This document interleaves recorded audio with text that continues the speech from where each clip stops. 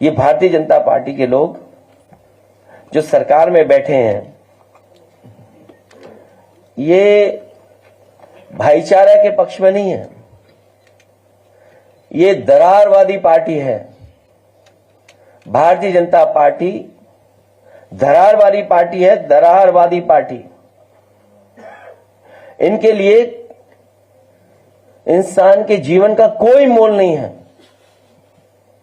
क्योंकि उसी से वो राजनीति करना चाहते हैं, उसी से राजनीतिक लाभ लेना चाहते हैं।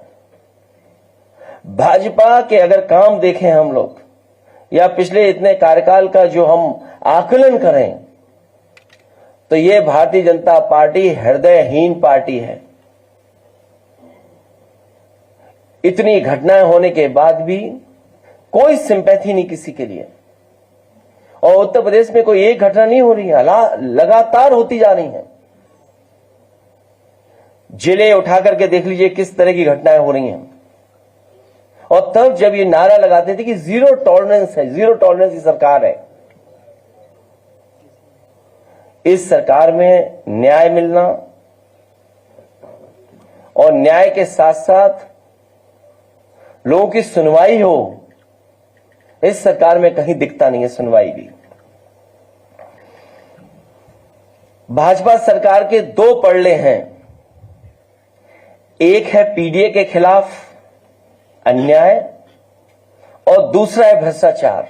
कुंदरकी का जो वोट की लूट हुई, जो पुलिस प्रशासन के माध्यम से वोट पड़वाए गए, जो वीडियो निकले, तस्वीरें आई, उससे आम जनमानस जान गया कि इन्होंने चुनाव नहीं कराया, इन्होंने पुलिस के माध्यम से वोट लूटे हैं। और वही सरकार कह रही है कि अगर कुंदरकी जीत सकते हैं तो मीरापुर, मिल्कीपुर क्यों नहीं। और मैं एक बार फिर कहता हूं कि संभल की घटना नहीं थी, ये बहुत बड़ी साजिश और षड्यंत्र था। जो खोदने वाले लोग हैं वो रुकने वाले नहीं हैं। अभी हाल ही में इन्होंने आगरा में भी एक एएसआई की संरक्षित बिल्डिंग को गिराने का काम किया। और आगरा में जब जानकारी लोगों को हुई, समाजवादी पार्टी ने अपने तमाम प्लेटफॉर्म पे जब बात ये उठाई, तो न केवल वो प्रोटेक्टेड बिल्डिंग को रोका गया, बल्कि जो तोड़ना चाहता था उसके पीछे टीम लगा करके भेज दिया गया है। सुनने में आया वो आगरा से फरार है, लेकिन जो जानकारी मिल रही है, जानकारी है कि विक्रमादित्य और कालिदास के आसपास ही कहीं वो है।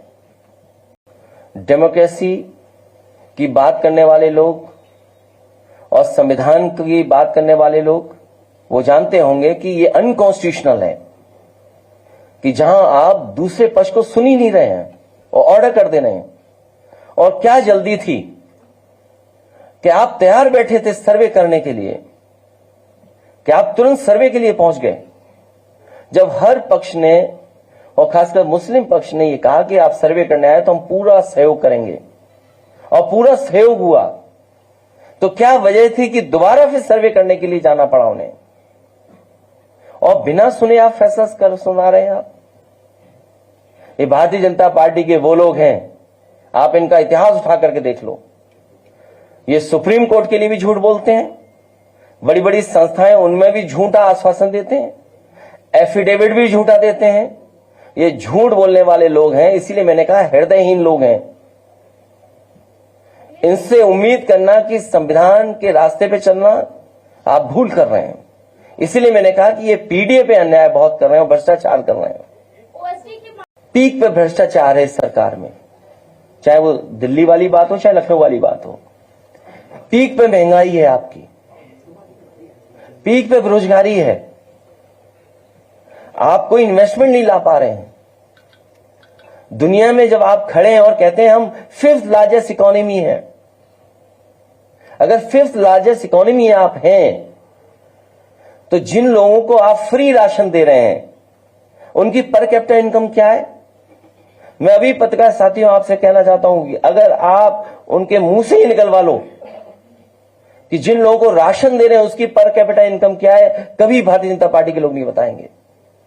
तो अगर 5th लार्जेस्ट इकोनॉमी है और 3rd लार्जेस्ट इकोनॉमी बनने जा रहे हैं, तो अनएम्प्लॉयमेंट क्यों है इतना, सरकारी नौकरियां क्यों नहीं मिल रही हैं, जॉब्स क्यों नहीं क्रिएट हो रहे हैं, और फिर इतने इन्वेस्टमेंट की जो बातें की गई थी बड़ी बड़ी 40 लाख करोड़ का इन्वेस्टमेंट आएगा, कहां है इन्वेस्टमेंट?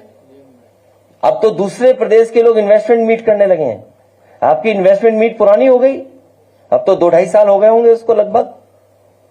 तो 2-2.5 साल पुरानी जो आपकी इंडस्ट्रियल पॉलिसी थी उसमें जब कोई इन्वेस्टमेंट नहीं आया, जो और प्रदेश इन्वेस्टमेंट मीट कर रहे हैं, तो वो तो नई इंडस्ट्रियल पॉलिसी बना रहे होंगे, नई तरह की सुविधाएं दे रहे होंगे, तो इन्वेस्टमेंट आपके यहाँ आएगा कि उनके यहाँ आएगा? और दुख की बात तो यह है कि देश के प्रधानमंत्री जी भूल गए यहाँ के 40 लाख करोड़ के इन्वेस्टमेंट को और वहां के इन्वेस्टमेंट के लिए अपील करने जा रहे हैं।